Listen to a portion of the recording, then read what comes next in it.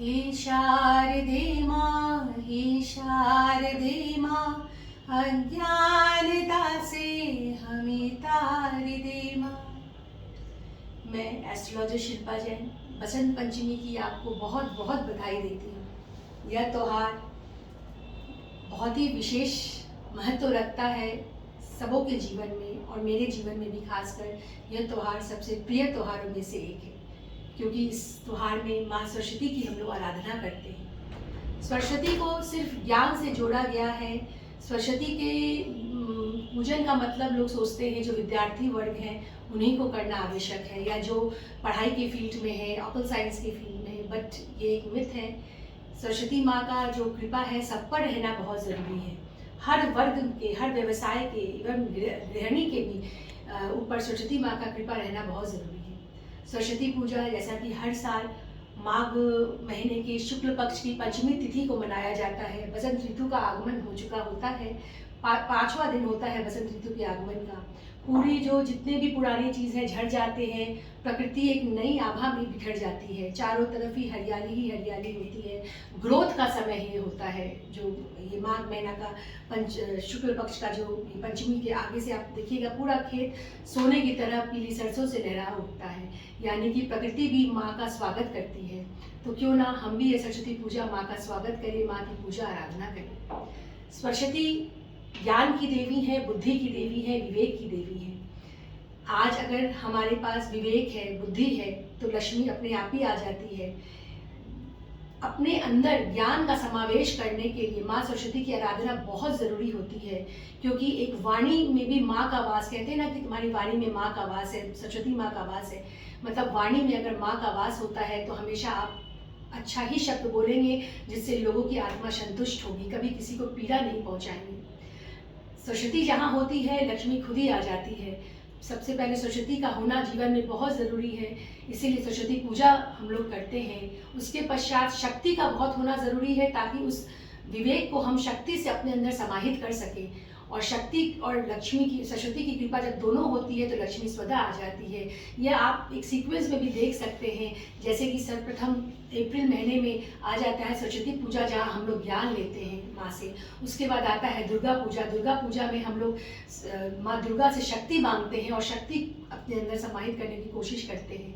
जब सरस्वती और शक्ति दोनों का समावेश हो जाता है तो फिर आता है दिवाली, जहाँ पे हम लोग लक्ष्मी जी की आराधना करते हैं। तो यह सीक्वेंस भी प्रकृति ने ऐसे ही बनाई है कि पहले सरस्वती पूजा, फिर दुर्गा पूजा एंड फिर उसके बाद लक्ष्मी पूजा।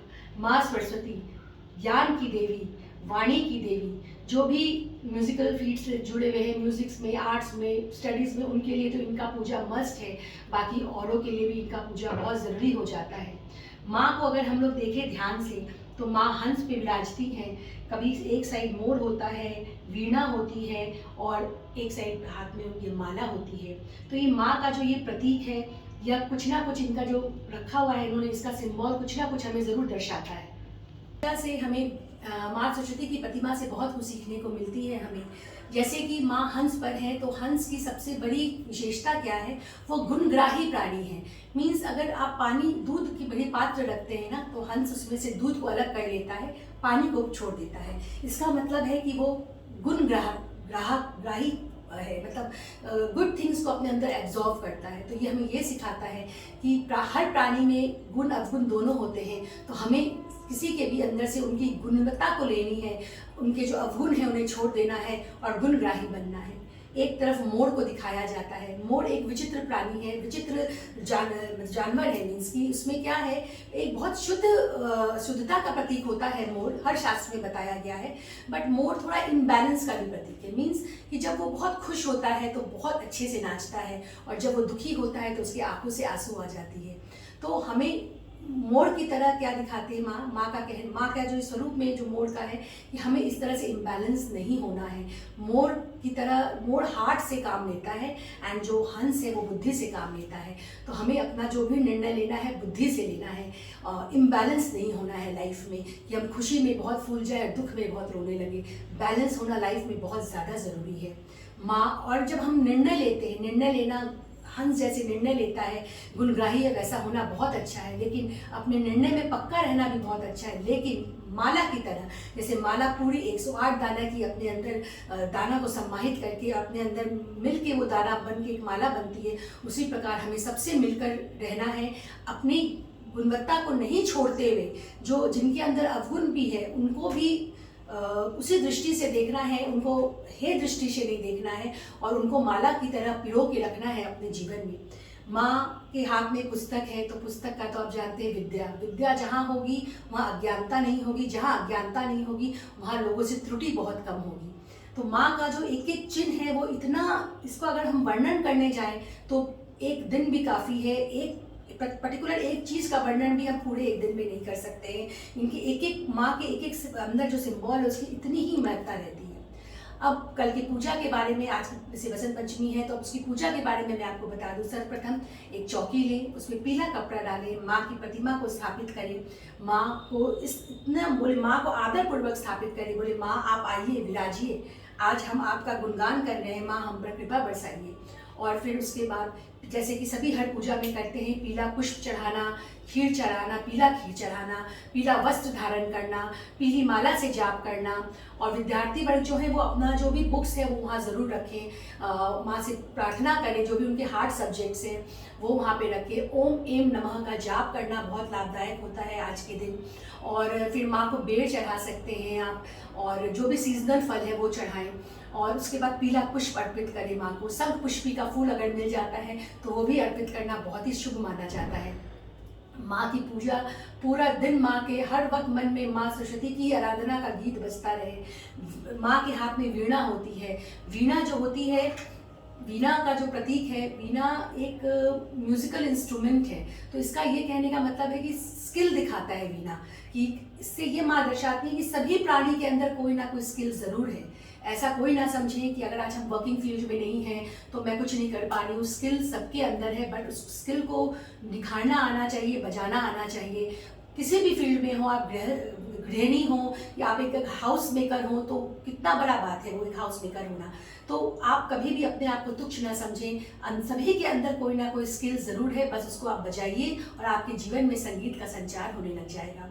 अब मैं आपको कुछ बता रही हूँ, कुछ राशियों के बारे में कि उस दिन माँ के लिए आप क्या क्या माँ को अर्पित कर सकते हैं। और दूसरी बात एक और, आज के दिन जो भी जाप करें वो ज्ञान मुद्रा में करें। यह जो ज्ञान मुद्रा है ये बहुत ही उत्तम मुद्रा मानी जाती है। जब ये दोनों पॉइंट आते हैं ना साथ में, तो अपने आप ही एक एनर्जी का संचार आपके शरीर के अंदर होता है। तो ये ज्ञान मुद्रा में करें। जो स्टूडेंट्स है वो त्राटक ज़रूर करें। त्राटक का तो बहुत बड़ा, काफ़ी लंबा डिस्क्रिप्शन है, बस इसमें बस यही है कि इसमें एक पॉइंट के ऊपर हम लोगों को फोकस करना पड़ता है। आँख में पानी आता है, आप आँख बंद खोल लीजिए, बंद कर लीजिए, आँख को वाइप कर लीजिए, देन फिर उस त्राटक का क्रिया कीजिए। तो ये बहुत ज़्यादा आपके अंदर शक्ति का संचार करता है। अब मैं आपको राशि के अकॉर्डिंग बताने जा रही हूँ आज के दिन क्या क्या करना चाहिए। एक तो सर्वप्रथम माँ की पूजा करें, मोर पंख भी अर्पित करें। सुबह जब आप उठते हैं तो नहाते वक्त बेसन का उपयोग करें नहाने में। मोर पंख अर्पित करें माँ को, किताबें रखें माँ के ऊपर। गरीब बच्चों को, सबसे इम्पॉर्टेंट बात कि जब आप ज्ञान बांटते हैं ना तो आपके ऊपर स्वतः, आपके अंदर स्वतः ज्ञान आता है। जब आप किसी के ज्ञान की अनुमोदना भी करते हैं ना, अगर कोई बहुत ज्ञानी पुरुष है और आपसे ज़्यादा ज्ञान वो रखता है, तो अगर आप उसकी जब अनुमोदना करते हैं तो कहीं ना कहीं आपके ज्ञान में वृद्धि होती है। तो कभी भी ज्ञान की अनुमोदना करने में संकोच ना करें। सभी के अंदर किसी न किसी प्रकार का ज्ञान है तो उसकी अनुमोदना करें। गरीब बच्चों को आज के दिन पुस्तक बांटें, स्टेशनरी के सामान बांटें। जो नीडी बच्चे हैं उनका आप एक फिक्स कर लीजिए, जैसे कि हमको साल में एक, मतलब पूरा साल एक, मतलब उसका फीस हमको भरना है, या हर महीने उसकी कुछ ज़रूरतें हैं जो स्टेशनरी की वो पूरी करनी है। और एक बात और, जैसे कि अब सब कुछ ऑनलाइन हो गया है। हमारे ज़माने में तो हम लोग किताबों में ही रहते थे, आजकल तो लैपटॉप मोबाइल का ज़माना आ गया है। मैं ये कहना चाहती हूँ आज के दिन मोबाइल लैपटॉप की भी पूजा करें सर्वप्रथम। और दूसरी बात ये है कि जो भी आजकल ये बहुत ट्रेंड में, अपने हर वीडियोस में बोलती हूँ, हर अपने स्पीचेस में बोलती हूँ कि मोबाइल जो आप लोग बाथरूम में लेके जाते हैं बहुत गलत है। उसके अंदर आप ऑनलाइन क्लासेस करते हैं, उसके अंदर आपके प्रियजन की फ़ोटोज़ होती है, उसके अंदर भजन होते हैं, भगवान होते हैं, और उनको बाथरूम में ले जाके जब आप यूज़ करते हैं तो उसके बहुत ही ज़्यादा असाधना होती है विद्या की। तो आप अपना मोबाइल बाथरूम में ना ले जाएं और लैपटॉप और मोबाइल की भी पूजा करें, त्राटक करें, ओम एम नमः का जाप करें। और जो लोग कंपटीशन में देना चाह रहे हैं, उनको बार बार कंपटीशन में सक्सेस नहीं मिल पा रहा है, तो वो एक रामचरित्र, ये हनुमान जी की एक पंक्ति है, विद्यावान गुणी अति चातुर राम काज करिबे को आतुर। इस मंत्र का जाप करने से भी आपको कंपटीशन में लाभ मिलेगा। अब मैं आपको जो बताने जा रही हूँ कि एक अपने जो टेबल है, जो जैसे स्टडी टेबल है, उसमें आप नॉर्थ ईस्ट कॉर्नर में माँ सरस्वती को जरूर विराजमान करें हमेशा, ताकि आपको अपना गोल हमेशा सामने दिखता रहे। कि आप अगर थोड़ी भ्रमित भी होंगे ना स्टूडेंट्स, तो आपको जब माँ सरस्वती की तस्वीर दिखेगी तो आपको अपना गोल नजर आएगा, तो आप ये डिसाइड कर, आपको फिर से वो रिमेम्बरेंस आएगा कि मुझे अपनी स्टडी पर फोकस करना है। तो माँ सरस्वती को जरूर अपने टेबल पर विराजे, नॉर्थ ईस्ट की तरफ विराजे, और एक हरा पौधा जरूर लगाए, क्योंकि वो बुद्धि का प्रतीक होता है। हरा जो है वो मरकरी ग्रह को रिप्रेजेंट करता है। और गुरु केसर का सेवन हमेशा करते रहे, क्योंकि गुरु भी विद्या देती का कारक माना गया है। साथ में जिनकी भी राहु की दशा चल रही है और राहु की दशा अच्छा फल नहीं दे रही है, तो राहु के लिए जो होता है, ये माँ सरस्वती ही उनकी अधिष्ठात्री देवी मानी गई हैं। तो माँ सरस्वती की आप आराधना करते हैं तो राहु आपको बहुत अच्छा फल देकर जाएगा।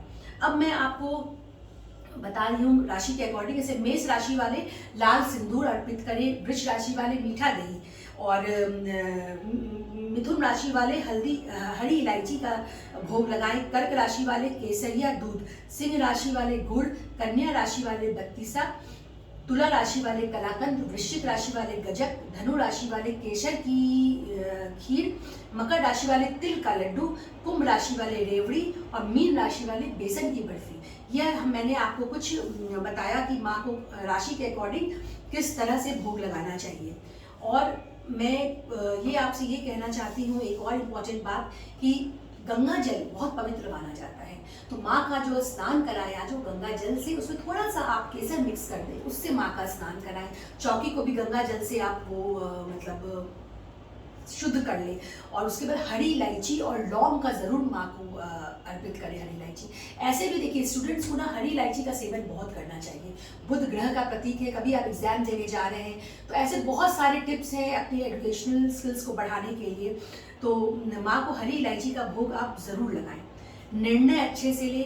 आज देखिए इतना जो कोविड का समय आ गया है, ये स्थिति हो गई है कि जगह जगह जो है कि वो काउंसलिंग सेंटर्स खुल गए हैं। क्या ज़रूरत है काउंसलिंग सेंटर्स की?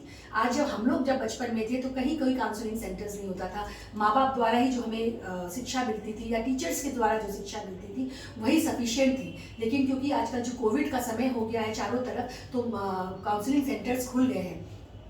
तो इसका कारण क्या है? लोगों के अंदर निर्णय लेने की क्षमता खत्म होती जा रही है। अंदर एक तरह का डर बैठ गया है, क्या कहीं मेरा ये डिसीजन सही तो नहीं होगा, सही है कहीं नहीं है, कहीं मैं ऑफ ट्रैक तो नहीं हो रही हूँ। इसलिए आपको दूसरों की काउंसलिंग की ज़रूरत हो रही है दूसरों से। लेकिन अगर आप माँ की आराधना करते हैं, जब आप ये माँ सरस्वती की आराधना करते हैं तो माँ इतनी कृपा दृष्टि बरसाती है कि आपको कहीं भी काउंसलिंग के लिए जाना नहीं होगा। आप इनके सामने ध्यान लगाइए। ये मेरा अपना अनुभव मैं आज आपसे शेयर कर रही हूँ। आपकी जो विजन है बिल्कुल क्लियर हो जाएगा कि आपको क्या करना है क्या नहीं करना है। बस माँ के सामने आप रोज 15 मिनट व्यतीत कीजिए और माँ आपको पूरा विजन आपका क्लियर कर देंगे कि आपको आगे का रास्ता आपको खुद दिखेगा। आपको कहीं भी काउंसलिंग के लिए जाना नहीं पड़ेगा, क्योंकि नेचुरल है कि जो कोविड की वजह से जो जितनी इनसिक्योरिटी लोगों में आ गई है, तो ये भय होना, मैं ये नहीं कह रही हूँ कि ये नेचुरल नहीं है नेचुरल। बट जब आप अध्यात्म से जुड़ते हैं ना, तो आपको कहीं जाने की ज़रूरत नहीं होती है। आप अध्यात्म से जुड़िए। माँ का कल का दिन है, माँ का दिन है, माँ की पूजा अर्चना कीजिए। और बसंत पंचमी में तो इनको जितना आप खुश कर सकते हैं, इनको जितना मना सकते हैं, ये माँ को समर्पित दिन है। तो यह मैंने बसंत पंचमी की आप लोग को बधाई दे रही हूँ। बसंत पंचमी आपके जीवन में बसंत लेकर आए, हरियाली लेकर आए, खुशबू लेकर आए। चारों तरफ कल फूल, देखिए मैं ये नहीं कह रही कि प्लग करके लाइए, थोड़ा बहुत फूल, क्योंकि देखिए प्लग करना भी फूल किसी का भी तोड़ना, जहाँ तोड़ना वर्ड आ जाता है ना, वो अपने आप ही नेगेटिविटी हो जाती है। लेकिन हाँ, भगवान के लिए, अगर भगवान के लिए फूल तोड़ना, देखिए कभी आप कर सकते हैं ओकेजन में, लेकिन जब भी आप पुष्प को तोड़ें उनसे आज्ञा लेके तोड़ें। आज मैं आपको आपकी घर से या आपकी शाखा से अलग कर रही हूँ, लेकिन भगवान को समर्पित करने के लिए कर रही हूँ। जब आप आज्ञा लेकर करते हैं ना, तो उसका उतना दोष नहीं लगता है। और दूसरी बात, मैं एक बात ये और कहना चाहती हूँ यहाँ पे कि पुष्प थोड़ा सा अपने पास रखिए, उसका सुगंधित जो वो वातावरण होगा ना, वो माँ को काफ़ी प्रिय है और आपके भी मन में कहीं ना कहीं काफ़ी अच्छा फीलिंग आएगा उसको करने से। और कुछ पॉइंट्स हैं। हाँ, आज के दिन जो सबसे प्रथम बात मैं बता रही हूँ, जितने भी 16 संस्कार होते हैं ना, तो आज जैसे अन्नप्राशन का संस्कार है, किसी का भी विद्या आरंभ करना है किसी को, आज का दिन सर्वश्रेष्ठ माना जाता है। आप आज के दिन जो बच्चे का विद्या आरंभ करना चाह रहे हैं, उनके सर्वप्रथम टंग में एम लिखे केसर से। और जो भी छोटे बच्चे हैं, जो जन्मे हुए बच्चे जिनका विद्या आरंभ नहीं हुआ है, उनको भी आज के दिन उनके टंग में केसर से एम लिखना बहुत अच्छा माना जाता है। अन्नप्राशन हुआ, अबूझ मुहूर्त है, क्योंकि ये कुछ भी काम आप कर सकते हैं, बिना मुहूर्त देख के कर सकते हैं आप। शादी हुआ, विवाह हुआ, गृह प्रवेश हुआ, किसी भी काम की शुरुआत हुई, तो क्योंकि एक अबूझ मुहूर्त है, माँ का दिन है, इसलिए अबूझ मुहूर्त माना गया है। तो आज के दिन कोई भी अगर आप शुभ काम करते हैं तो उसकी अनंत गुना शुभता आपको जीवन भर मिलती है। अन्नप्राशन हुआ, कर्ण भेदन हुआ, जो भी संस्कार जो होते हैं 16 संस्कार, कोई भी संस्कार करते हैं आप, तो आज का दिन आप आराम से कर सकते हैं। तो यह मैंने कुछ बातें आपको बताई। ऐसे मेरे और भी बहुत सारी माँ के लिए तो जितना बोला जाए उतना ही कम है। माँ को वर्णन करना कुछ शब्दों में, ये गागर में सागर बढ़ने के बराबर है। हम होते कहाँ हैं, कुछ माँ के सामने, कुछ उनकी कितनी भी महिमा गाए वो कम है। आज का दिन आप लोग के लिए मंगलमय हो, आपके जीवन में सुख शांति का वास हो। लक्ष्मी आप देखिएगा स्वतः आ जाएगी, बस आप माँ सरस्वती को ध्याइए, लक्ष्मी स्वतः आपके घर आ जाएगी। और लक्ष्मी को संभालने की भी शक्ति तो माँ ही देती है हमें। आप बहुत धन कमा लें, लेकिन विवेक नहीं है आपके पास, तो धन आपके पास टिकेगा ही नहीं। तो हर तरह से सरस्वती पूजा का पूरा पूजा कीजिए, माँ का पूरा ध्यान लगाइए, माँ की कृपा आपके ऊपर ज़रूर बरसेगी। मैं शिल्पा जैन आज आपको यही शुभकामना देती हूँ। धन्यवाद।